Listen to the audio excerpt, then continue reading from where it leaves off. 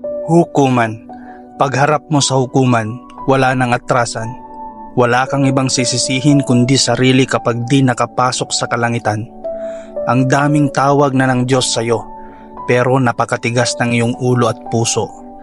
Yung nagbabahagi ng salita ng Diyos ay iyong pinagtatawanan. Ang pinapanood mo sa social media ay panay kalaswaan.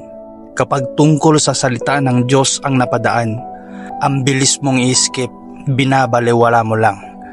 Kapag itinatama ka sa iyong mga pagkukulang, ang tingin mo sa buhay mo ay pinanghihimasukan. Hindi mo man lang naisip na ito'y para sa iyo. Walang ibang makikinabang kundi ikaw din mismo.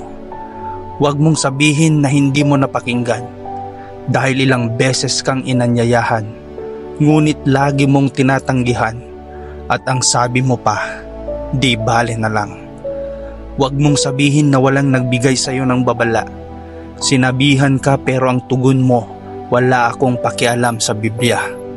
Kapag tungkol sa salita ng Diyos ang usapan, lagi kang umaalis dahil ikaw ay naboboringan.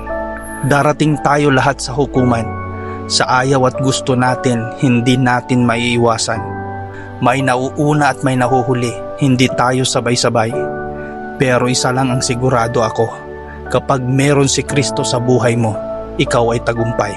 Kaya kaibigan, bago mo naway sa uli ang buhay mo, bigyan mo ng halaga ang aral tungkol kay Kristo.